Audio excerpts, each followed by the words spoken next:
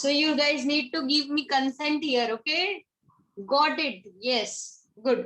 चलिए, चैप्टर 3 का नाम है अपना current electricity. New chapter, new start. Chapter is half easy half difficult. And लेकिन ये मैं प्रॉमिस करती हूँ, ये चैप्टर आपको 1 और 2 से ज्यादा पसंद आएगा. शुरू का पार्ट तो definitely, I am very sure. Reason, ये चैप्टर 10th में सीख के आए मैं अपने लोग. जो इलेक्ट्रिसिटी हमने 10th में पढ़ा था ना, वो करंट इलेक्ट्रिसिटी था एक्चुअली. और 11 जो अपना 12th का पहला वाला इलेक्ट्रिसिटी आया था, वो इलेक्ट्रोस्टैटिक्स था. चार्जेस रेस्ट में थे, थोड़े बोरिंग थे, मजा नहीं आता था उनके साथ. लेकिन अब चार्जेस हैपनिंग हो गए. they have started to move around.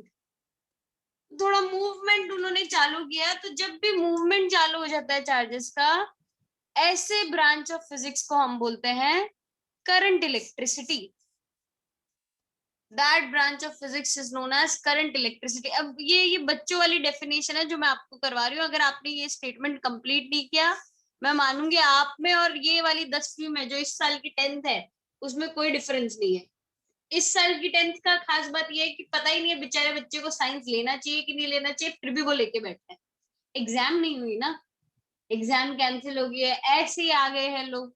और लेकिन आपने अगर ये स्टेटमेंट कंप्लीट नहीं है, तो फिर मैं मानूंगी कोई डिफरेंस नहीं है दोनों में. Moving charges constitute dash. Moving charges constitute dash. Velocity. No. Current. Current. Yes. Moving charges constitute electric current. 10th की एनसीईआरटी में बड़ा खास था. और जो आईसीएससी वाले लोग हैं, ऐसा नहीं समझना कि भाई आईसीएससी में नहीं था, उसमें भी होता है. ठीक है, दोनों साइड पे आता है. और जीएससीबी में भी आता है. राइट. सो ये मत समझना मम्मी तो था ही नहीं, सबको आया होगा ये. हाँ, आईसीएससी वालों को हो सकता है 10th में ना आया, 9th में ही आ गया. वो डिफरेंस पॉसिबल है, बाकी ऐसा कुछ है नहीं.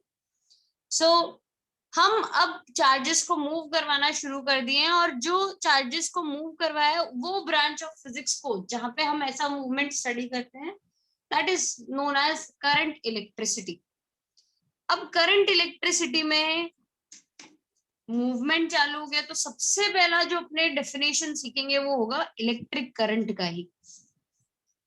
तो इलेक्ट्रिक करंट की बहुत बेसिक चीजें हैं. आप कुछ तो आती है, कुछ अपने सीख लेंगे. पहली बेसिक चीज है उसका डेफिनेशन. ये जो है वो क्वालिटेटिव डेफिनेशन है. हम क्वांटिफाई कैसे करते हैं करंट को. How do we quantify electric current. तो electric current is defined as amount of charge flowing through a given cross sectional area per unit time. It is the amount of charge flowing through a given cross sectional area per unit time. Definition लिख भी देती हूँ ताकि आपको याद रहे. Amount of charge flowing through a given cross sectional area per unit time. Yes Siddharth बोलिए.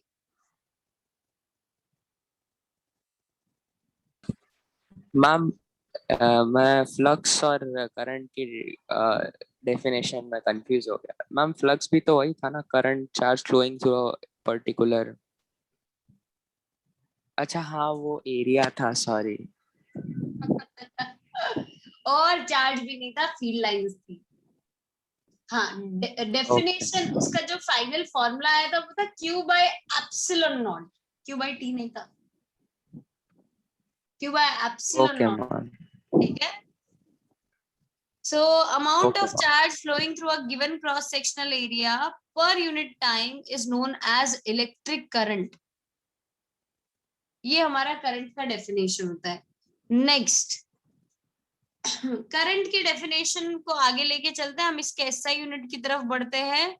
ये देखो यूनिट क्या लिखा है. सुबह सुबह ऐसा हो जाता है मेरे साथ, इसलिए मैं आती नहीं. SI unit.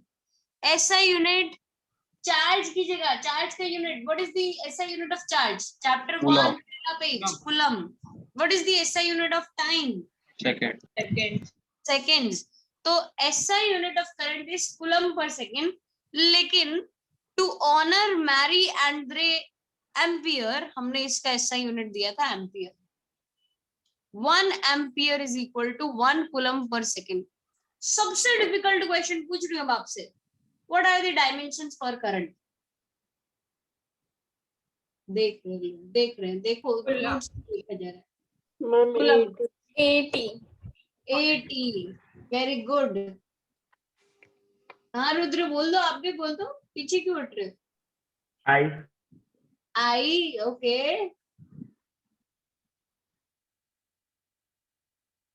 रोने लग जाना, ये देख के रोना जरूर, आंखों से एक आंसू तो गिरना चाहिए। Current is one of the 7 fundamental quantities. उसका सीधा सीधा डायमेंशन होता है ए। 11वीं गई हमारी खड्डे में, चैप्टर 2 की यूनिट्स एंड डायमेंशन नहीं याद है आपको? It is one of the 7 fundamental quantities. I dimension नहीं बोला जाता है बोर्ड्स में तो स्पेसिफिकली, जेडब्ल्यू में या नीट में आप लोगों को कभी कभी आई लिख दिया जाता होगा लेकिन बोला नहीं जाता है। और करंट का डायमेंशन 80 नहीं होता है, चार्ज का डायमेंशन 80 होता है। चार्ज का डायमेंशन हम करंट की वजह से निकालते हैं, आपने उल्टा कर दिया। करंट का dimension is simply A, it is one of the 7 fundamental quantities. सीधा सीधा आ जाता है उसका dimension, no derivation was there, right. इसके आगे बढ़ते हैं। करंट हमारी जो क्वांटिटी है वो स्केलर क्वांटिटी है, but it does have a direction. Scalar quantity है बट फिर भी इसका डायरेक्शन है। क्या डायरेक्शन सीखा हुआ आप लोगों ने करंट का? opposite to the flow of electron. Opposite to the flow of electron, very good, general है लेकिन पॉजिटिव टू नेगेटिव मैं बोलती हूँ। हाई पोटेंशियल से लो पोटेंशियल की तरफ करंट मूव करता है, positive to negative, but the actual direction of current is negative to positive. Current किसकी वजह से पॉसिबल है? इलेक्ट्रॉन के फ्लो की वजह से। प्रोटॉन तो मूव कर नहीं सकते, प्रोटॉन बेचारे फिक्स्ड है न्यूक्लियस के अंदर, they can not move around. उनकी लाइफ इतनी हैपनिंग नहीं है जितनी इलेक्ट्रॉन्स की हैपनिंग है। तो इट वाज करंट किसकी वजह से आया था? इलेक्ट्रॉन के मूवमेंट की वजह से, वो फिक्स्ड था। और इलेक्ट्रॉन कभी भी नेगेटिव से पॉजिटिव जाएंगे कि पॉजिटिव से नेगेटिव जाएंगे? इलेक्ट्रॉन है, सोच के बोलना। नेगेटिव से पॉजिटिव। नेगेटिव से positive. Electrons will move from negative to positive. Actually current का डायरेक्शन ये होना चाहिए, लेकिन करंट का क्या बोलते हैं, डिस्कवरी या इन्वेंशन और इलेक्ट्रॉन की डिस्कवरी में बहुत सालों का गैप था, कम से कम 300 साल का, 200-300 साल का गैप था। तो शुरू में लगा current is due to the flow of positive charges. Conventionally उन्होंने सेट कर दिया करंट का डायरेक्शन है positive to negative, this is the conventional direction. बाद में आए जे थॉमसन। जे थॉमसन ने आके डिस्कवर किया इलेक्ट्रॉन को। जब इलेक्ट्रॉन का डिस्कवरी हुआ तो पता चला कि प्रोटॉन नहीं मूव करते, पॉजिटिव चार्जेस नहीं मूव करते हैं, मूव कौन कर रहा होता है? Negative charge, electron. इलेक्ट्रॉन के मूवमेंट की वजह से करंट आता है। तो actual direction of current should be negative to positive. Actual direction of current would be negative to positive. एक है हमारी परंपरा और एक है हमारा लॉजिक। कौन सा फॉलो करते हैं आपके घरों में, परंपरा की लॉजिक? लॉजिक। रियली लॉजिक हाँ। फॉलो किया जाता है घर में? ना भाई, हमारे घर में तो ऐसा नहीं है। हमारे इंडियन फैमिली में तो यूजुअली परंपरा को ज्यादा दिया जाता है। मम्मी से पूछो क्यों पूजा करते हैं, भगवान की पूजा क्यों की जाती है? परंपरा है, नो नॉट अलाउड। मम्मी ये क्यों नहीं करना होता? अरे नहीं, अपने करते आ रहे हैं इसके लिए। सेम ऐसा ही हमारे फिजिक्स में भी है भाई, हम कन्वेंशनल फॉलो करते हैं, लॉजिक फॉलो नहीं करते। हाँ, नाम के लिए बता दिया कि ये डायरेक्शन है कन्वेंशनल डायरेक्शन, ये डायरेक्शन है एक्चुअल डायरेक्शन। फिर भी सर्किट्स में जब करंट का डायरेक्शन लिखना आएगा, क्या लिखेंगे अपने? Positive to negative. It would always be the conventional direction of current. ठीक है, तो मैम आंसर गलत नहीं होगा? नहीं होएगा, अभी बुक्स में लिखा है, बुक्स में ऐसा ही छापा है और उसी को फॉलो करते आ रहे हैं, तो गलत नहीं देंगे, right. We follow the conventional direction of current, that is very clear, ठीक है। We follow the conventional direction of current, not the actual direction, right. तो ये स्केलर भी है, इसका डायरेक्शन भी है, फिर इसको हम वेक्टर क्यों नहीं बोल सकते? वेक्टर बोलना इजी है, magnitude plus direction, why can not it be considered as vector quantity?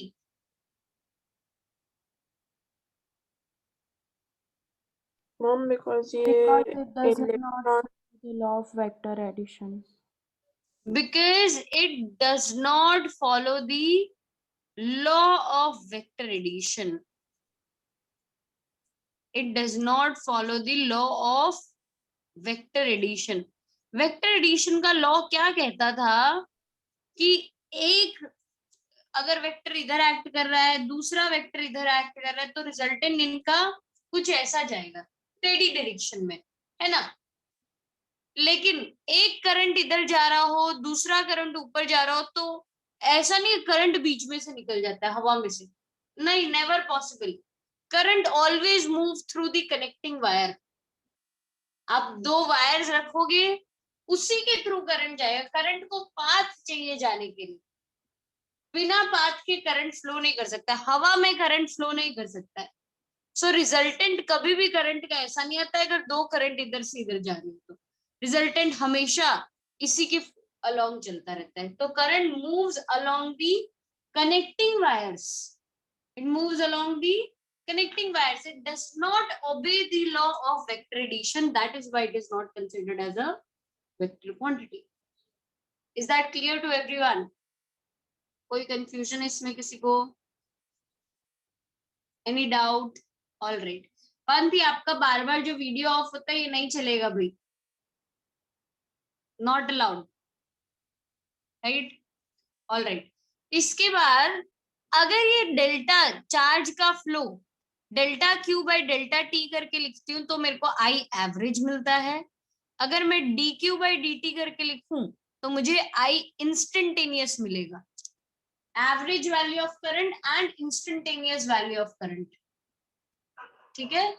ये आप लोगों को मालूम है कि नहीं है? डिफरेंशिएशन करते हैं तो हमें एक पर्टिकुलर इंस्टेंट पे मिलता है और एक पूरे इंटरवल के निकालते हैं तो हमें एवरेज करंट मिलता है। ये वो वाला हमने किया है, ठीक है। Riddhi, is that clear to you? All right. Delta Q by delta T जो हो, अगर वो फिक्स्ड वैल्यूज में आता रहे, मतलब चार्ज का वैल्यू जो हो वो फिक्स्ड रहे, तो करंट को हम बोलते हैं स्टेडी। अगर फिक्स्ड ना हो तो करंट को बोला जाता है unsteady. That is the difference, ठीक है। इसके बाद कुछ और इसकी बातें लिख रखी होगी नोट्स में आपको, जो वेरी बेसिक बेसिक बेसिक है, लेकिन वो मैं आपके साथ डिस्कस नहीं करूंगी। मैं आगे बढ़ूंगी, आप लोग वो खुद से रीड कर लेना, अगर आपको डाउट हो तो मुझसे पूछ लेना, ठीक है। करंट आता किसकी वजह से, अब हम वहां पे चलते हैं। क्या इज इट ओनली इलेक्ट्रॉन्स जिसकी वजह से करंट हमें मिलता है? Potential difference. नहीं, वो तो कॉज है करंट का, लेकिन करंट हो सकने के लिए कुछ होना चाहिए मटेरियल के पास जिसकी कंडक्टर, करंट आ सके। क्या? Conductor, free electrons. Free electron. Electrons, yes. Material के पास फ्री इलेक्ट्रॉन्स होने चाहिए, but is it because of only electrons? Again that is a question. Is it only because of electrons? क्योंकि देखो, अगर मैं आपके सामने एक इलेक्ट्रोलाइट रखूं, आप लोगों ने सुना होगा ना, कैथोड एनोड, फिर इलेक्ट्रोलाइट डाल देते हैं। इलेक्ट्रोकेमिस्ट्री पढ़ के आए होगे, अभी तो पढ़ लिया कि बाकी अभी इलेक्ट्रोकेमिस्ट्री बाकी आ जाएगा आ जाएगा। लेकिन बेसिक सेल तो आप लोगों ने सीखा हुआ है, कैथोड एनोड डाल के नीचे इलेक्ट्रोलाइट आता है। इलेक्ट्रोलाइट में फ्री इलेक्ट्रॉन्स नहीं होते हैं, जिसकी वजह से करंट नहीं होता। आयंस होते हैं, यस। कीटायन होता है, एनायन होता है, positive charge and negative charge, उसकी वजह से फ्लो करता है। तो it is not only because of free electrons, it is because of ions also current का मूवमेंट पॉसिबल है। तो ये जितने भी जिसकी वजह से पॉसिबल होता है करंट मूव करना, उनको हम बोलते हैं फ्री चार्ज कैरियर। इनको क्या बोला जाएगा? Free charge carrier. जो फ्रीली अपने स्ट्रक्चर में घूम सकते हैं इधर उधर, उनको हम बोलते हैं फ्री चार्ज कैरियर्स। चार्ज होना चाहिए उनके पास तभी करंट आएगा, वरना ऐसे ही कुछ भी घूमता रहेगा इधर उधर स्ट्रक्चर में तो करंट नहीं आएगा। चार्ज होना चाहिए उसके पास। कंडक्टर्स के केस में, जैसा कि आप लोगों ने पहले बोला था, कंडक्टर्स के केस में it is because of free electrons, और कोई पॉसिबिलिटी नहीं है। कंडक्टर्स के केस में फ्री इलेक्ट्रॉन्स की वजह से करंट आता है। इलेक्ट्रोलाइट में आयंस की वजह से करंट आता है।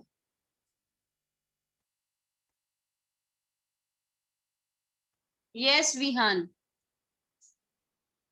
आयंस में, आयंस की वजह से आता है। और तीसरा एक और मटेरियल है सेमीकंडक्टर। आई डोंट नो आप, अरे सॉलिड स्टेट पढ़ के आए वैसे तो लोग, सॉलिड स्टेट में आया होगा सेमीकंडक्टर्स के बारे में, है ना? सॉलिड स्टेट में आप लोगों ने सेमीकंडक्टर्स के बारे में पढ़ा था। सेमीकंडक्टर्स में इलेक्ट्रॉन्स और होल्स दोनों की वजह से करंट आता है। These both are free charge carriers. Holes का सीखा है कॉन्सेप्ट उसमें केमिस्ट्री में? अगर मेजर सीख लिया तो अच्छी बात है, वरना इस साल अपने चैप्टर 14 का नाम सेमीकंडक्टर्स है फिजिक्स में। पूरा का पूरा डिटेल में सेमीकंडक्टर्स आएगा, राइट? बाकी केमिस्ट्री में इस बार थोड़ा बचा ले। पिछले साल तो क्या हुआ था, कोर्स में से सॉलिड स्टेट ही हटा दिया था, चैप्टर ही हटा दिया था, तो मेरे को पूरा ऐसा पढ़ाना पड़ा था। लेकिन इस बार मेरे को सिर्फ नाम बोलते ही मेरे को पता चल जाता, हाँ मंजूत सर का भला हो, उन्होंने केमिस्ट्री में आप लोगों को पढ़ा दिया है, तो मेरा काम हो जाता है वहां पे, राइट? चलिए, कंडक्टर्स, इलेक्ट्रोलाइट एंड सेमीकंडक्टर्स, तीनों के फ्री चार्ज कैरियर्स अलग अलग है। तो अब फिर से बताओ, मटेरियल के पास क्या होना चाहिए करंट फ्लो करवाने के लिए? क्या होना चाहिए? बोलो बोलो। Free charge carriers. Free charge carriers, ions और इलेक्ट्रॉन्स। फ्री चार्ज कैरियर्स होने चाहिए, ठीक है? कोई भी मटेरियल के पास अगर फ्री चार्ज कैरियर है तो वो करंट फ्लो करवा सकता है। जिसने पोटेंशियल डिफरेंस बोला था, कोई आप में से जिसने जिसको भी लगा था ना दिल में कि नहीं पोटेंशियल डिफरेंस होना चाहिए, तो आप सोचो इंसुलेटर को अगर मैं पोटेंशियल डिफरेंस दूं, क्या करंट फ्लो करता है क्या? नहीं करता है। दिया तो मैंने पोटेंशियल डिफरेंस है। इसीलिए first necessary condition for current to flow is the materials should have free charge carriers.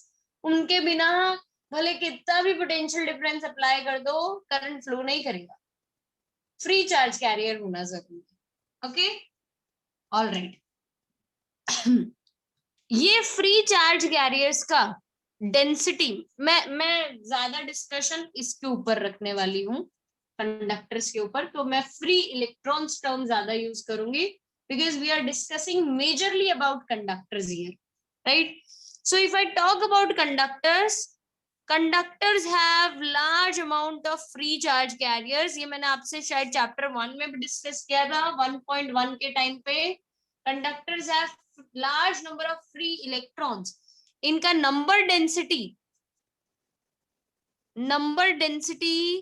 जिसको नंबर डेंसिटी को डिफाइन कैसे करते हैं? Number of electrons per unit volume, number of free electrons per unit volume. ये देखिए गलती नहीं करता, नंबर ऑफ इलेक्ट्रॉन्स नहीं, number of free electrons per unit volume is defined as number density. And in the case of conductors या metals, metals भी बोल सकते हैं, इट इज 10⁻27 से लेकर 10⁻29 पर मीटर क्यूब। इतने ज्यादा फ्री इलेक्ट्रॉन्स है कंडक्टर के अंदर। ये कम नंबर लग रहा है क्या आप लोगों को? मैं 0 लिख के दिखाऊं कि समझ जाओगे? कितने 0 आएंगे उसमें लिखना पड़ेगा कि समझ जाओगे? हाँ, ऐसा समझ जाना। जितना आपको नंबर पता है, मिलियन, बिलियन, ट्रिलियन, उससे भी आई गेस 3 to 4 टाइम्स ज्यादा है ये नंबर। मिलियन में 6 0 आते हैं, 6 की 5, 1 2 6 आते हैं, 6 zeros। तो ये आप सोचो 27 लगेंगे इसके पीछे या 28 की 29। एवोगाड्रो नंबर से भी ज्यादा।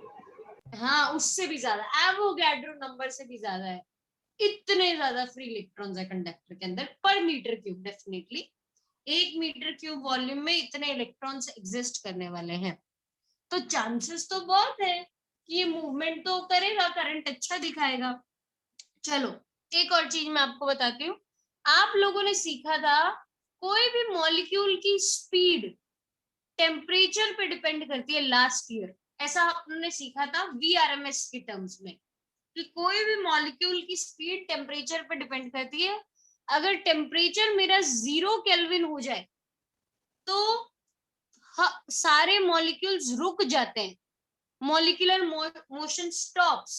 इस 0 केल्विन टेम्परेचर को हम कहते हैं absolute zero. Is it possible to achieve? Is this temperature possible to achieve absolute zero? Divyam, Aditi? No, it is not possible. All right.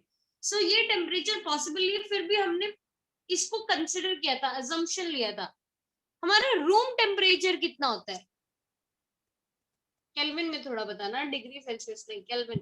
298 kelvin around. 298 kelvin, 299 kelvin, लगभग मैं ऑलमोस्ट अराउंड मानू तो 300 kelvin.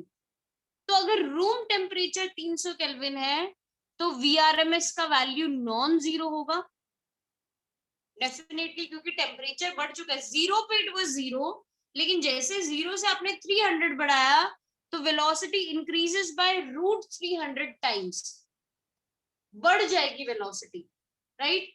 अगर velocity बढ़ने वाली है तो सारे के सारे इलेक्ट्रॉन्स मूव करने वाले हैं, सारे के सारे इलेक्ट्रॉन्स मूव करने वाले हैं, और इस VRMS को मैं बोलूंगी thermal velocity in the case of electrons.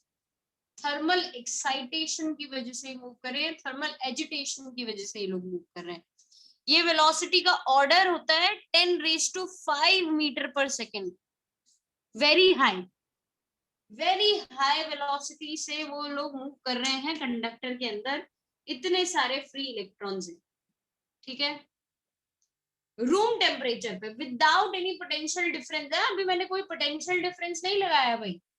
Without any potential difference all the conductors are or all the electrons are moving, all the electrons are moving in the conductor। चलो ये देखो, ये कंडक्टर है, do you all agree? आपको दिख रहा है ये कंडक्टर जैसा? ये कंडक्टर में बहुत सारे फ्री इलेक्ट्रॉन्स हैं, वो रूम टेम्परेचर में है। मेरे रूम का टेम्परेचर है 24 डिग्री सेल्सियस, AC चल रहा है, तो उसकी वजह से 24 का लगभग कितना मानोगे, 296 केल्विन। चलो ठीक है, 297 या 296 केल्विन ऐसा आ जाएगा अपना, ठीक है। लेकिन फिर भी है तो सही ना, टेम्परेचर तो हाई है as compare to zero. Conductor में 296 केल्विन में फ्री इलेक्ट्रॉन्स हैं, जो कि ये स्पीड से मूव कर रहा है, कंडक्टर में मूव कर रहा है इलेक्ट्रॉन। अगर इलेक्ट्रॉन्स मूव कर रहे हैं तो moving charges should constitute current. मैं टच कर रही हूँ, oh I am not feeling any current, मुझे तो झटका नहीं लगा। Why not? टच करने पे करंट पे शॉक क्यों नहीं लगता है? कोई भी कंडक्टर के लिए ट्रू है, सिर्फ इसके लिए नहीं, कोई भी कंडक्टर के लिए। एवरेज वैल्यू सारे इलेक्ट्रॉन्स की कैंसिल आउट हो जाती है। एवरेज वैल्यू की अपॉन करंट नहीं, इलेक्ट्रॉन्स की अपॉन नंबर ऑफ मॉलिक्यूल्स करते हैं तो वो nearly tends to zero, because इतने सारे नहीं, ऐसा नहीं, नंबर कभी भी जीरो नहीं हो सकता। इलेक्ट्रॉन है बहुत सारे, एवरेज वैल्यू किसका जीरो होएगा? आप किसकी वेलोसिटी ऑफ वेलोसिटी की एवरेज वैल्यू जीरो होगी, that I agree. Why? Ma'am, because velocity of electrons upon this much number of molecules, तो एक साथ टकरा के वो एवरेज आउट जीरो कर लेंगे। आपकी बात सही है, विश्वेश ने जो बोला बिल्कुल राइट है। Average thermal velocity is going to be zero, reason उनका राइट नहीं है। व्हाई इज दैट सो?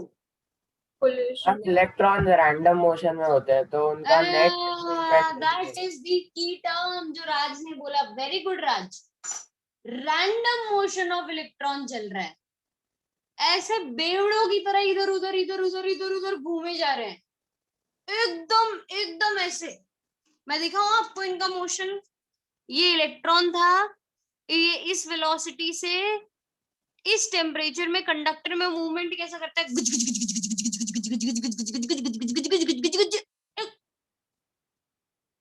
जहां से शुरू किया था वहीं पे आके खत्म, जहां से शुरू किया वहीं पे आके। मोशन बहुत करके आया, मेहनत बहुत की इलेक्ट्रॉन ने, लेकिन जहां से स्टार्ट किया वहीं आके रुक गया। Net motion is going to be 0। इतनी स्पीड होने के बावजूद भी नो यूज, हमारे कोई काम का नहीं है। जो की टर्म आपको लिखना है वो ये है कि the motion of electron is random. Random motion की वजह से एवरेज थर्मल वेलोसिटी हो जाती है 0। इंडिविजुअल थर्मल वेलोसिटी 10⁵ मीटर पर सेकेंड, बट एवरेज कितनी आती है, 0, because the motion was random. Vihaan, is that clear to you? Good. परिश्री, आपका बीच में कोई डाउट था, मैंने लिया नहीं, आप फिर से बताना चाहेंगे? नहीं मैम, मुझे वही बोलना था कि आप पेज थोड़ा शिफ्ट कर सकते हो, पर बाद में आपने कर दिया था। ठीक है ठीक है ठीक है। All right. So average thermal velocity is going to be 0.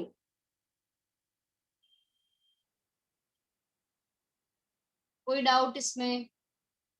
अब करंट लाने के लिए क्या करें, आप बताओ। अब फ्री इलेक्ट्रॉन भी दे दिया, वेलोसिटी भी है, लेकिन रैंडम की वजह से करंट नहीं आ रहा है। अब करंट लाने के लिए क्या करें? External electric field, potential difference apply करेंगे, जिसकी वजह से एक्सटर्नल इलेक्ट्रिक फील्ड आएगा। उस इलेक्ट्रिक फील्ड की वजह से इलेक्ट्रॉन को ऐसा कहा जाएगा, सावधान चलो मेरी डायरेक्शन में, दुक दुक दुक दुक दुक दुक, फिर वो चलने लगेंगे। फिर उनकी डायरेक्शन आएगी। अच्छा, पोटेंशियल डिफरेंस या एक्सटर्नल इलेक्ट्रिक फील्ड आने से क्या रैंडम मोशन बंद हो जाएगा? बोलो। एक्सेलरेशन आ जाएगा, पर रैंडम मोशन बंद हो जाएगा। क्वेश्चन का आंसर नहीं दिया, रैंडम मोशन बंद हो जाएगा। This no use, all this for nothing। नहीं, ऐसा नहीं है। थर्मल ऐसा नहीं, टेम्परेचर आपने 0 कर दिया तो थर्मल वेलोसिटी अभी भी है इलेक्ट्रॉन के पास। अगर मैंने उसको एक इलेक्ट्रिक फील्ड दी इस डायरेक्शन में, तो इलेक्ट्रॉन अब कैसा करेगा,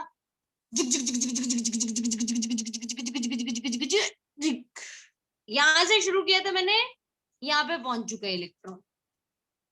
रैंडम मोशन होने के बावजूद भी मुझे इलेक्ट्रॉन का एक नेट मोशन दिखेगा। इस बार we will have a net motion this time, कि इनिशियल और फाइनल पोजीशन में डिफरेंस आएगा। There would be a displacement, displacement होगा तो मोशन होगा, मोशन होगा तो करंट आएगा कंडक्टर में, राइट। सो कोई आपसे पूछे क्या रैंडम मोशन बंद हो जाता है? नो, रैंडम मोशन बंद नहीं होता है।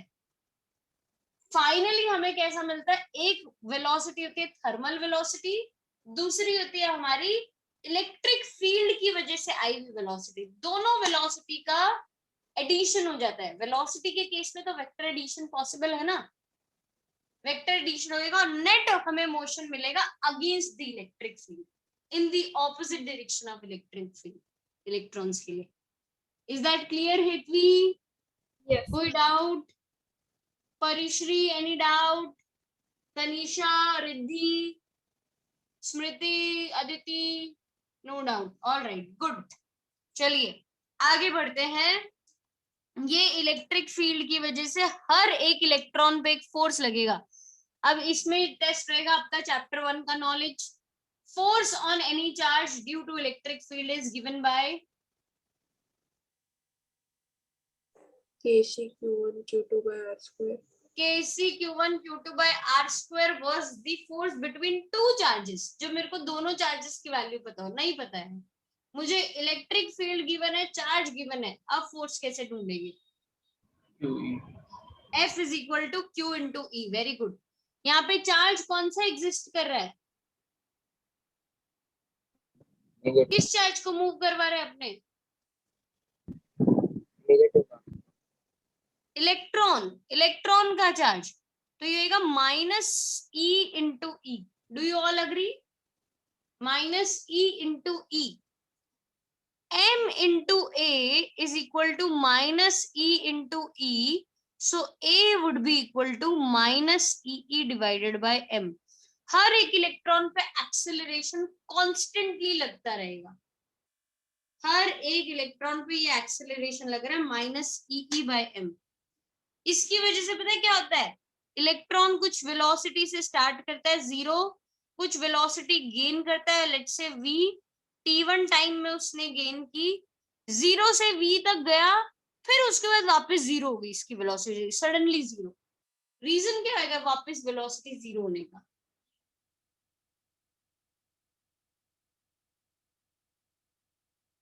पहले 0 थी, मैम एक्सेलरेशन की वजह से गेन हुई, गेन होने के बाद फिर से 0 हो गई। Why is it becoming 0? हम किसी और इलेक्ट्रॉन के साथ टकरा गया होगा। Yes, due to collisions. Electron electron का जो कोलिजन होता है वो होता है इलास्टिक कोलिजन। और आपने लास्ट ईयर सीखा था इलास्टिक कोलिजन के केस में कि अगर एक इलेक्ट्रॉन एक पार्टिकल दूसरे ही पार्टिकल के साथ कोलाइड कर जाता है जिसमें velocity same sorry mass same होता है, तो अपनी सारी की सारी वेलोसिटी उस बंदे को दे देता है आगे वाले को और खुद 0 पे आ जाता है। फिर क्या होएगा?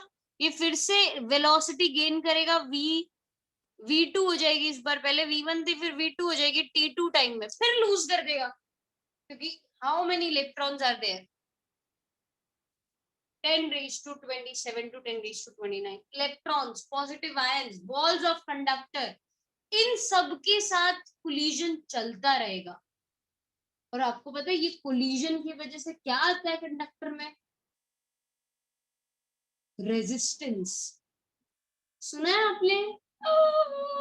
यस, 10th में आया था हमें।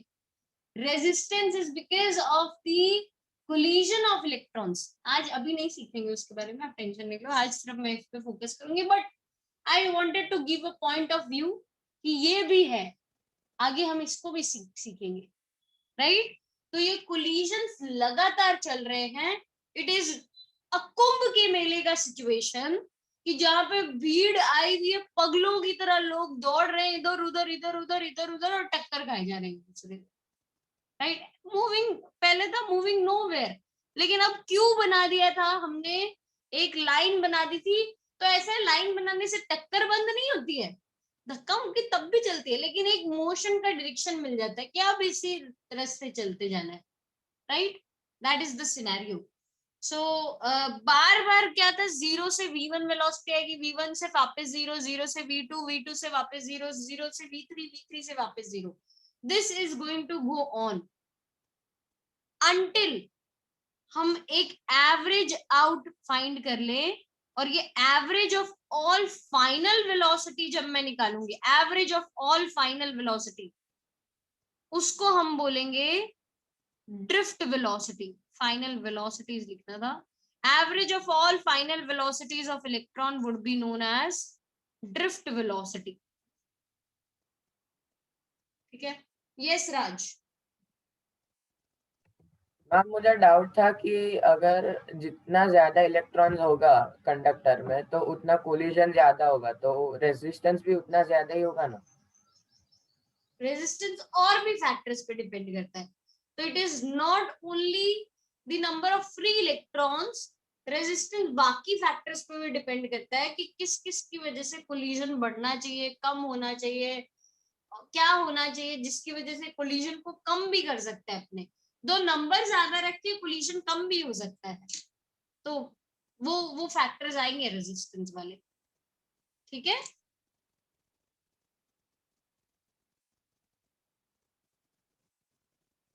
एनी अदर डाउट किसी को भी? Smriti? Yes Vishwesh. Centre of mass की वेलोसिटी 0 ऐसा बोल सकते हैं? किस केस में?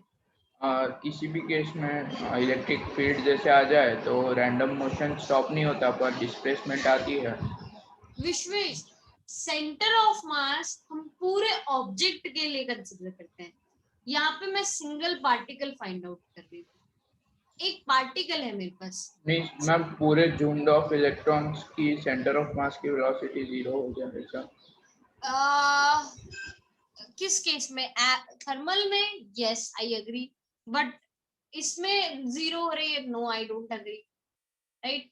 और सेंटर ऑफ मास एक डिफरेंट पर्सपेक्टिव में लिया जाता है जब हम मैकेनिक्स के साथ, पूरे ऑब्जेक्ट के साथ डील कर रहे हो, पूरा ऑब्जेक्ट मूव कर रहा हो।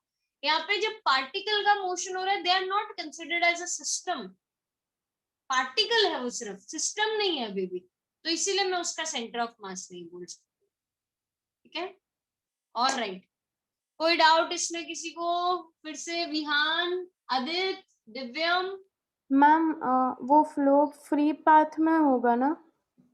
कौन सा? क्या flow of electrons? Flow of electrons free path में होगा? मतलब जो मैं बता देती हूँ इलेक्ट्रॉन्स आपका मूव क्या कर मतलब है। रुको रुको, मैं बताती हूँ कि यहाँ एक इलेक्ट्रॉन, बस सब बहुत कंजूसी कर ली, ये पेज खत्म करते हैं, आगे बढ़ते हैं। इस पेज पे नहीं लिखा जाएगा। और यस, सो यहाँ से एक इलेक्ट्रॉन का मूवमेंट चालू हुआ, आगे एक इलेक्ट्रॉन था, टक्कर खाई, ठीक है, इससे टक्कर हुई, फिर ये मूव करने लगा, फिर टक्कर हो गई। तो ये इलेक्ट्रॉन के मूवमेंट के बीच में जो ये पाथ होता है उसको हम बोलते हैं फ्री पाथ। दो सक्सेसिव कोलिशंस के बीच का जो पाथ कवर किया जाता है वो फ्री पाथ होता है। And as per assumption, please don't get me wrong here, as per assumption, because we don't know how the electrons are actually moving inside, but as per assumption, this free path is considered as a straight line and it is covered with a uniform velocity. This free path is considered as a straight line covered with uniform velocity. Again, it is an assumption. और इन सारे paths का, सारे successive collisions के बीच path को अगर average out करते हैं तो उसको हम बोलते हैं मीन फ्री पाथ। सारे कोलिजन्स का, सारे सक्सेसिव कोलिजन्स के बीच के पाथ को अगर हम एवरेज आउट कर दे, सारे फ्री पाथ्स का एवरेज आउट कर दे, तो उसको कहा जाता है मीन फ्री पाथ। ऐसा आप लोगों ने मॉलिक्यूलर थ्योरी में भी सीखा था, काइनेटिक थ्योरी ऑफ गैसेस में। सेम ऐसा इलेक्ट्रॉन के लिए, जो मॉलिक्यूलर थ्योरी के लिए ट्रू है वही असम्पशन इलेक्ट्रॉन के मोशन के लिए लिए जा रहे हैं। ठीक है, ऑल राइट।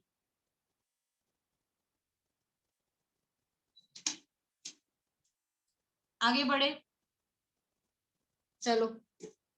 तो अब हमने थर्मल मोशन सीख लिया। अब हम सीख रहे थे motion of electrons in electric field, जिसमें हमने एक नाम लिया ड्रिफ्ट वेलोसिटी का। Drift velocity is the average velocity gained by the electrons between two successive collisions. Drift velocity is average velocity gained by electrons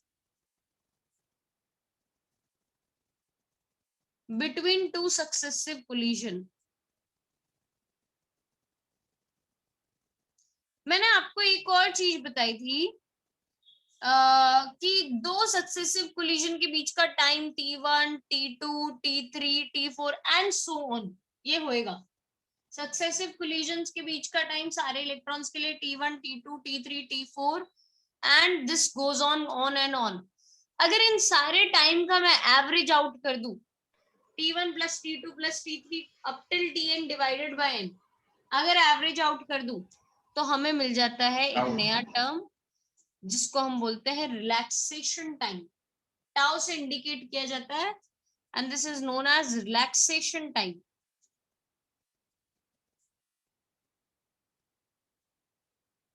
relaxation time depends on temperature.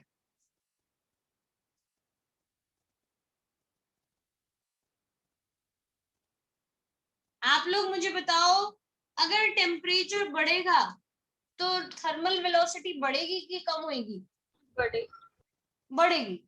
Temperature बढ़ने से thermal velocity बढ़ेगी। दो collision के बीच का time कम होगा कि बढ़ेगा? बढ़ेगा और कम होगा कम होगा। जल्दी दौड़ने लग गए अब वो। अगर वेलोसिटी ज्यादा हो गई है तो दो कोलिजन के बीच का टाइम कम हो जाएगा। अगर टाइम कम हो गया तो एवरेज टाइम भी कम हो जाएगा, तो टाउ डिक्रीज होगा। On increasing temperature tau decreases, relaxation time decreases. इसके पीछे आपको बताना ऐसे ही है कि on increasing temperature thermal velocity increases, the time between two successive collision decreases and hence average time between two successive collision decreases। अगर पूछे तो, बाकी पूछेंगे नहीं, राइट? हिम्मत रखो दोस्त, अभी तो बहुत टाइम बाकी है, आधा घंटा है। इतनी जल्दी नींद लेने लग जाओगे तो कैसे चलेगा? On increasing temperature relaxation time decreases, right? Any doubt in that किसी को? All right. रिलैक्सेशन टाइम का भी मैं डेफिनेशन लिख देती हूँ। It is the average time that elapses between two successive collisions of an electron। average time that elapses between two successive collisions of an electron।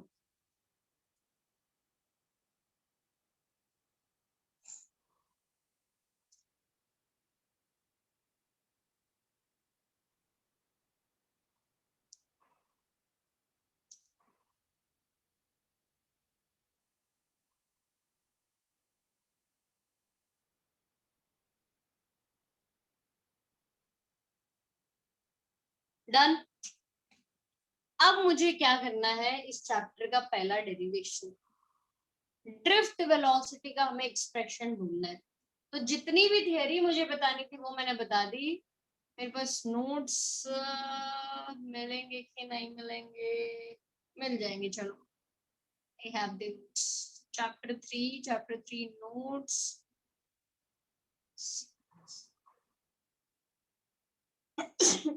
Excuse me,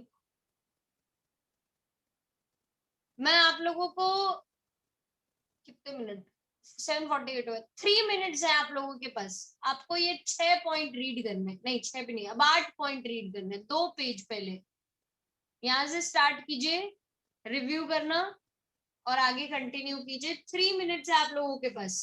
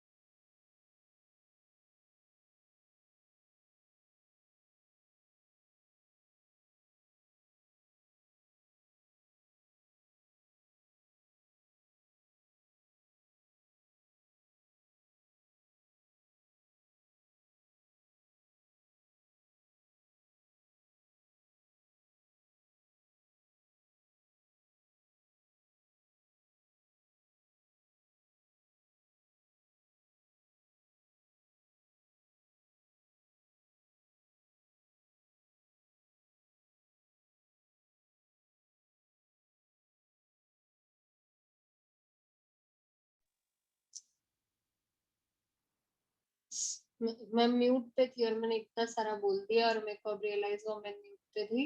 मैं फिर से बोल देती, मैंने जो जो रिपीट किया। किसी को कोई डाउट है? ऑल राइट, यहाँ तक हमारा पहुंचने का था। ये ड्रिफ्ट वेलोसिटी तक का एक्सप्रेशन के लिए जो थ्योरी हमें चाहिए था। Now we are suppose to derive the expression for drift velocity and everyone needs to write down derivation with me. तो आप लोग जो वीडियो ऑफ करके बैठे हो वापस वीडियो ऑन कर लो। आई नीड टू सी कि आप लोग लिख रहे हो मेरे साथ, ठीक है? ड्रिफ्ट वेलोसिटी का डेरिवेशन आपको करने का है। मैं हेडिंग दे देती हूँ, expression for drift velocity. Derivation easy है, टेंशन नहीं लो। ऐसा जिसको टेंशन होता है ना कि डेरिवेशन आ गया एक और कैसे होगा, not that difficult this time, हो जाएगा, ठीक है? यस विश्वेश बोलिए। मैम एक बार मैं ड्रिफ्ट वेलोसिटी बोल सकता हूँ? मतलब मुझे लगा एक्सेलरेशन इनटू टाउ होता है ना। एक्सेलरेशन इनटू टाउ, हाँ फाइनली वही आएगा। अपने को बस डिराइव करना है वो v equals u plus at करके डिवाइड बाय n कर देंगे। यस वैसे ही करना है, स्टेप्स के साथ जाएंगे अपने। हम शुरू में लिखेंगे late u1 u2 u3 u4 be n random velocities of free electrons। ये सारी थर्मल वेलोसिटीज है। ये कब है? in the absence of electric field, ये when no potential difference was applied। in the absence of electric field u1 u2 u3 u4 up till un। अगर मैं इन सब का एवरेज करूं u1 u2 u3 u4 up till un का divide by n, क्या मिलेगा?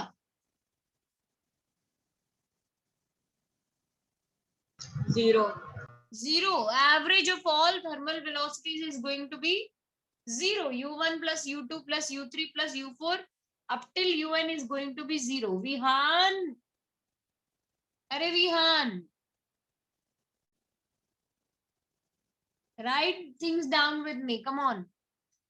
Next, in the presence of electric field, in the presence of electric field, all the electrons experiences some force।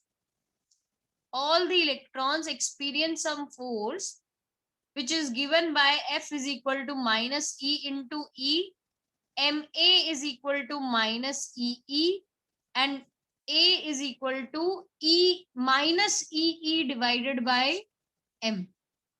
ये अभी तक मैंने ऐसा कुछ भी नहीं बताया जो नया हो, सब वही चीजें जो अभी तक अपनों ने लिखी थी। Average of all thermal velocity zero, acceleration is minus E by M, right?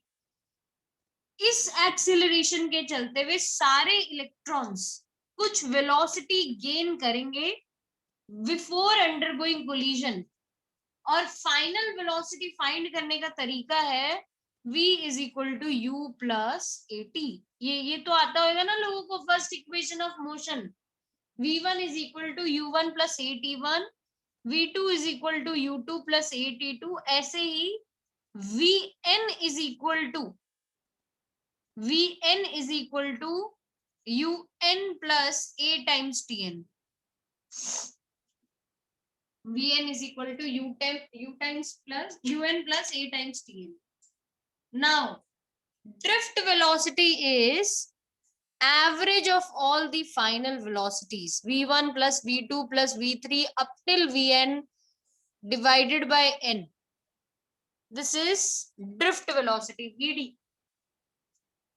So vd would be equal to v1 की जगह u1 plus a times t1, v2 की जगह u2 plus a times t2, vn की जगह un plus a times tn divided by n. अब मैं कर दे रही हूँ डिनोमिनेटर को स्प्लिट. एक साइड लिख रही हूँ u1 plus u2 plus u3 up till un divided by n, और दूसरी साइड a कॉमन ले लिया मैंने, at1 at2 a3 t3 में से सब में से a कॉमन, अंदर बचेगा t1 plus t2 plus t3 up till tn divided by n. बोलो what is u1 plus u2 plus u3 up till un divided by n equal to 0 plus a का value है minus E bye m. What is t1 plus t2 plus t3 up till tn divided by n known as tau, relaxation time. So vd would be equal to minus e tau by m. तो विश्वेश आपने जो सोचा था वो है तो सही, but steps इतने चाहिए कि उसको दिखाने के लिए. मैम पर सिंगल इलेक्ट्रॉन के लिए v equals u plus at लगा दूं और दोनों साइड समेशन और डिवाइडेड बाय n कर दूं, उसको डायरेक्ट आ जाए. वो आपके टेक्स्ट बुक के हिसाब से वैसा ही करना है आपको. तो जीएससीबी के नोट्स में जो होगा probably that is the derivation. Sigma sigma लिख रखा होगा. रुद्र तनीषा पंत आप देख सकते हो, सिग्मा सिग्मा करके कर रखा होगा. तो वो सिग्मा अगर समझ आता है तो आप वो मेथड भी फॉलो कर सकते हो, और अगर नहीं आता है तो आप ये मेथड भी फॉलो कर सकते हो, जो आपको अच्छा लगे. राइट. हमें in my years of experience ये वाला मेथड लोगों को इजी ज्यादा लगता है, इसलिए. बाकी आप दोनों यूज कर सकते हो, जो टेक्स्ट बुक में दे रखा है वैसा भी और ये दे रखा है वो भी. ठीक है. रुद्र ये इजी नहीं है, आपको तो टेक्स्ट बुक वाले लिखने का, आपके पास ऑप्शन नहीं है. So रुद्र आप सिग्मा सिग्मा लर्न करने लग जाओ, summation of this summation of that करके. राइट. विहान समझ आया क्या? कोई डाउट विहान इसमें? इजी है स्टेप्स. आदित्य, अरे आदित्य तो आलस में चला गया. आदित्य जल्दी खड़ा हो जाए, ऐसे आलस में नहीं जा. नहीं ऐसा आलस में तो मेरे को आज पता चल रहा है तू बैठा है, तब मेरे को ऐसा टेंशन नहीं है आज. चलो इसमें एक और चीज है, आप लोगों ने चैप्टर 2 में सीखा होगा कि अगर कोई कंडक्टर में ई इलेक्ट्रिक फील्ड लग रही है एल लेंथ तक, तो I can write E as V by L. E is equal to minus dV by dr derive किया होगा आप लोगों ने. मैम हाँ वो आपने v2 is equal to u2 plus atn लिखा है. बस. All right. Anything else? कोई और गलती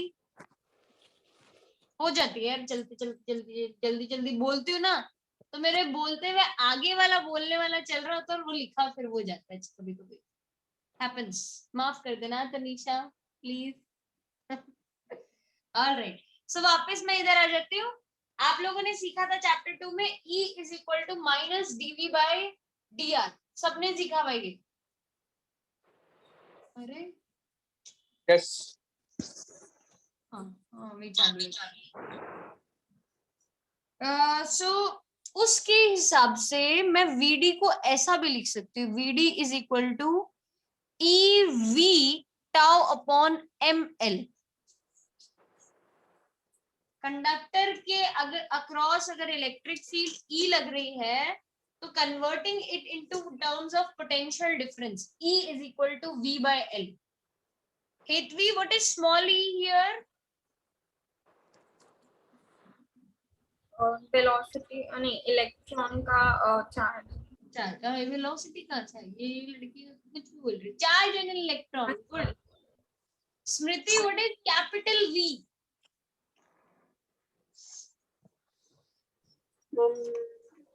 Potential difference. Potential difference. Riddhi, what is tau? Relaxation time. Relaxation time. Tanisha, what is small m? Mass. किसका? मेरा, तुम्हारा, किसका भाई? वो ऑब्जेक्ट का। ऑब्जेक्ट का। ऑब्जेक्ट कौन है यहाँ पे? ऑब्जेक्ट जो भी है ना। ऐसा थोड़ी ना हो सकता है। किसकी ड्रिफ्ट वेलोसिटी फाइंड की हमने? सॉरी, किसकी ड्रिफ्ट वेलोसिटी फाइंड आउट की है?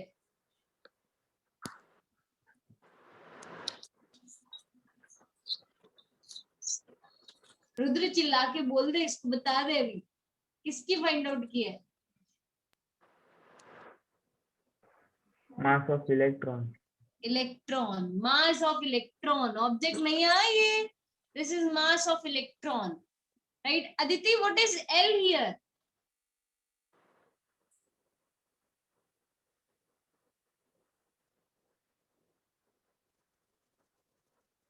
अनम्यूट करना पड़ेगा मैडम। एल क्या है? Ma'am length length of the conductor. Conductor. हाँ, इसमें लेंथ ऑफ इलेक्ट्रॉन नहीं बोलना, कई बोले length of electron. So E is charge of electron, V is potential difference across the conductor, tau is relaxation time, M is mass of electron and L is length of the conductor. कौन सी दो चीजें out of 5 constant है, change नहीं होगी? Charge of electron and mass charge of electron. Charge of electron and mass of electron, small e and small m constant है, बाकी तीनों change हो सकते हैं। तो drift velocity depends on 3 factors. Divyam, पहला फैक्टर बताओ, किस पे डिपेंड करता है drift velocity? Potential difference across potential the conductor. Difference. Very good. Raj, what is the second term? Length of conductor.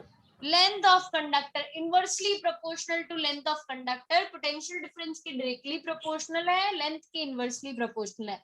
And Vishwesh, what is the third factor? Relaxation. नहीं, ऐसा नहीं बोल सकते। Relaxation time. Relaxation, relaxation time पे depend करता है। क्या ma'am? Relaxation time किस पे डिपेंड करता है? Relaxation time temperature. टेम्परेचर पे। तो ड्रिफ्ट वेलोसिटी किस पे डिपेंड करती है? टेम्परेचर।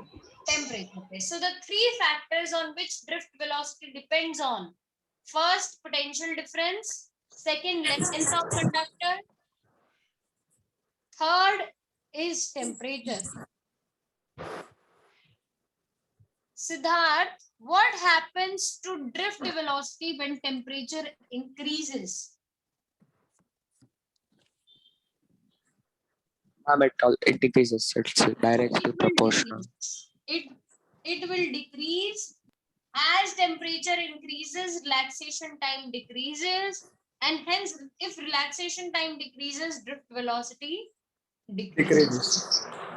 ठीक है, चलिए, ये this is all about drift velocity and this completes your session 3.1. खत्म। कैसा लगा चैप्टर? मजा आ रहा है? इजी लग रहा है ना? हाश। अभी सेकंड सेशन और भी इजी है। अगर बस टाइम 10 मिनट है, मैं थोड़ा बहुत का सेकंड सेशन चालू करवा देती हूँ, बाकी अपने आगे नेक्स्ट क्लास में कंटिन्यू करेंगे। ठीक है, थोड़ा सा, आज ज्यादा नहीं करवाऊंगी, थोड़ा ही करवाऊंगी। मुझे एक और चीज आपको बतानी थी। इस सेशन का देखो कितने सारे न्यूमेरिकल थे इस सेशन में, जाओ देखो देखो। अजय, ये यार ये मैं भूल गई, ये बैच थोड़ा तकलीफ वाला है, जहाँ पे सीबीएसई भी है और गुजरात बोर्ड भी है। तकलीफ वाली बैच है ये मेरी। 18 है क्वेश्चंस हमारे में। मैम न्यूमेरिकल में एक ही है। ओह माय गॉड, एक सेकंड ना, ये जीएसईबी वालों का देख लूं मैं थोड़ा सा। सिर्फ ये लोग मुझे गालियां देंगे, बाकी लोग तो नहीं देंगे। सीबीएसई वाले इस सेशन को देख के थोड़ा खुश होंगे। और आप लोगों को भी वैसे तो 8 तो न्यूमेरिकल, ये क्वेश्चन 8 एमसीक्यू में 10 वो है अपने क्वेश्चंस, तो there are only 10 questions to you guys, जिसमें से ड्रिफ्ट वेलोसिटी का डेरिवेशन है, एक और न्यूमेरिकल एक्स्ट्रा डाल रखा है जो कि फालतू का न्यूमेरिकल है, फालतू में डाल रखा है, कोई जरूरत नहीं है यहाँ पे उसकी। 18th न्यूमेरिकल ऐसे है। 15th क्वेश्चन और आप लोगों का लास्ट क्वेश्चन जो है वो सेम है। सीबीएसई में लास्ट क्वेश्चन, जीएसईबी में 15th क्वेश्चन, ये सेम है। तो देखो इतना डिफिकल्ट क्वेश्चन आपको जिंदगी में नहीं मिलेगा, मैं बता रही हूँ सच्ची में, and this is sarcasm for sure.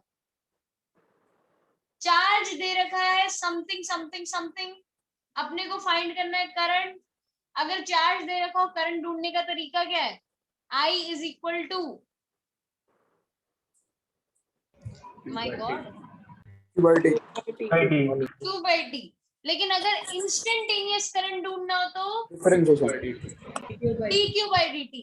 Charge को डिफरेंशिएट करोगे टाइम के रिस्पेक्ट में तो करंट आ जाएगा, और आपको इनिशियल करंट ढूंढना होगा क्वेश्चन में, तो टाइम को क्या सब्स्टिट्यूट करना पड़ेगा? 0। You need to substitute time as 0। Time को 0 सब्स्टिट्यूट करोगे, आपको इनिशियल करंट मिल जाएगा। ठीक है, डन कर दोगे खत्म।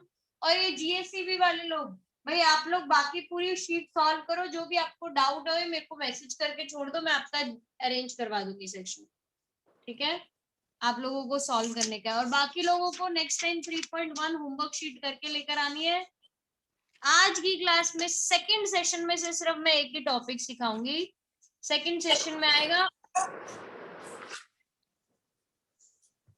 Ohm's law. पढ़ा हुआ है कभी? आया था लाइफ में? हाँ, यस।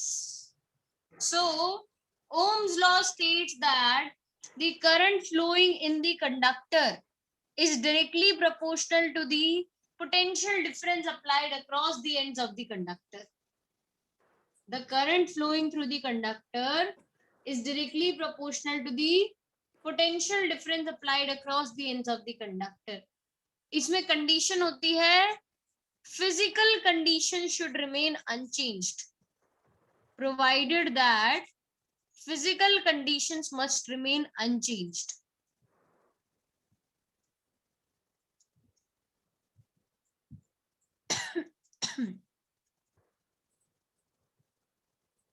फिजिकल कंडीशन माने टेम्परेचर, प्रेशर, ये लोग सेम रहने चाहिए, इनमें चेंज नहीं आना चाहिए।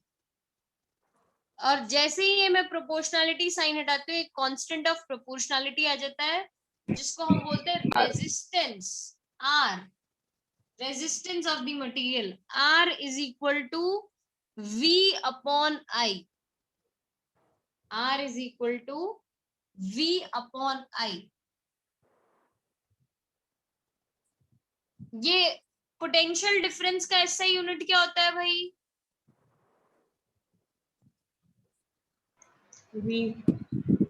वोल्ट। करंट का ऐसा यूनिट? एम्पियर। तो actually it should be volt per ampere, लेकिन इसको हम कहते हैं ohms. 1 ohm is equal to 1 volt per ampere. Ohm को हम ओमेगा के सिंबल से भी डिनोट करते हैं।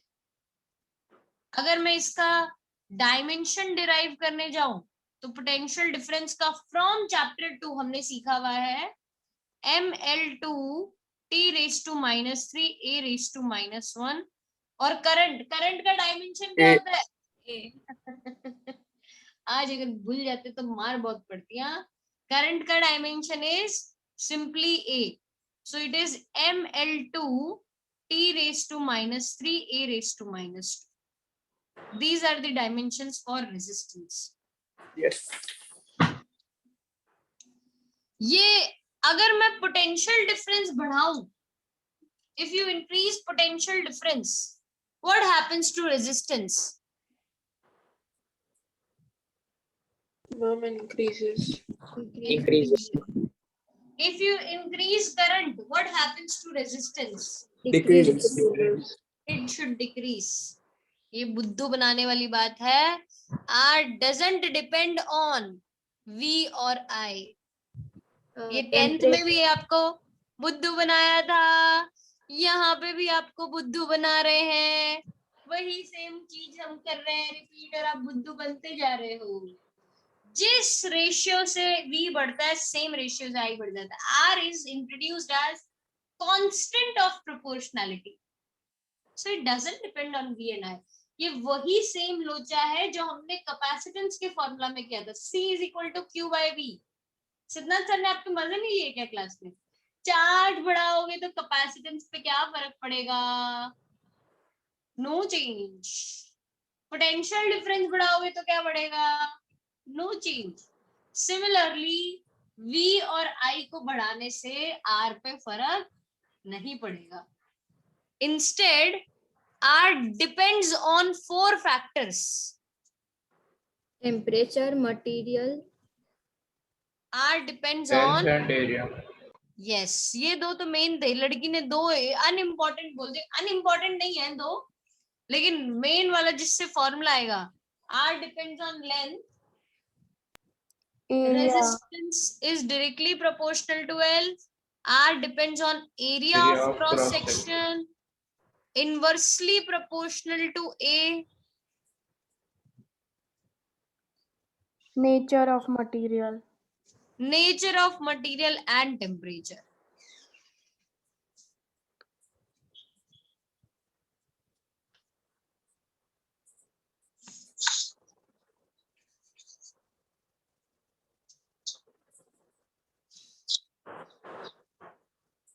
तो ये 4 फैक्टर्स पे रेजिस्टेंस डिपेंड करेगा, जिसमें से जो टेम्परेचर वाली बात है, इसके लिए मैं एक ही स्टेटमेंट बोलूंगी आज के सेशन में कि if you increase temperature resistance of the conductor increases.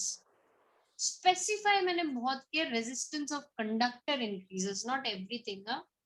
Conductor का रेजिस्टेंस इंक्रीज होएगा। अगर मैं V वर्सेस, इसके बारे में अपने बाकी नेक्स्ट क्लास में पूरा डिटेल डिस्कशन करेंगे, आज नहीं करेंगे। आज सिर्फ इतना लिख के छोड़ रही हूँ, नेक्स्ट क्लास में डिस्कशन होगा। अगर मैं V वर्सेस I का ग्राफ प्लॉट करूं या I वर्सेस V का ग्राफ प्लॉट करूं, Straight the line graph passing is, through origin with a slope. yes, in both the cases it would be straight line। तो अगर दोनों में straight line है तो दोनों में डिफरेंस भी कुछ होना चाहिए, तो वो डिफरेंस भी लिख देती हूँ। स्लोप कैसे फाइंड करते हैं हम किसी भी ग्राफ का? Tan theta. tan theta is one method. बाकी अगर मेरे को representation Divide by T. Quantity on y axis divided by quantity on x axis, तो इस ग्राफ का स्लोप क्या होगा? v upon i is equal to Tan inverse R. r, R, simply r। tan inverse नहीं बोलेंगे space, it would be r।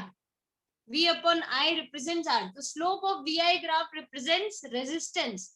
greater the slope of the graph, greater would be the resistance, right? इस case में slope हो जाएगा I by v, which would be equal to, अगर v by I r है तो I by v would be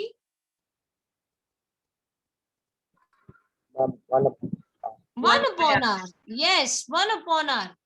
1 upon r is also known as conductance। G से denote करते हैं हम, लिख लेना। MHO. It is denoted by G, known as conductance।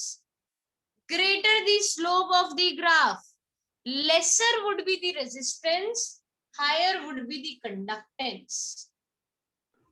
lesser would be the resistance, higher would be the conductance। Conductivity की unit MHO होती है, उल्टा। ये मुझे आवाज नहीं है, फिर से रिपीट कर सकते हो? नहीं मैम, कुछ कंफ्यूज। सुबह सुबह मेरा इंटरनेट चला गया क्या? ये ऐसा कैसे कर? Hello hello. हाँ विश्वेश बोलो। नहीं मैम, कुछ नहीं, वो समझ आ गया। हो गया पक्का? आई डोंट नो, मेरे को बीच में 2 बार आवाज ब्रेक हो गई आपकी। ठीक है, चलिए आज अब बस हम यहीं पे रैप अप करेंगे, बाकी 3.2 आगे कंटिन्यू करेंगे। नेक्स्ट क्लास में 3.2 और 3.3 खत्म करेंगे अपने। ठीक है, bye bye everyone, take care. Next class मेरा 8:30 तक का होता है, याद रखना। थर्सडे का क्लास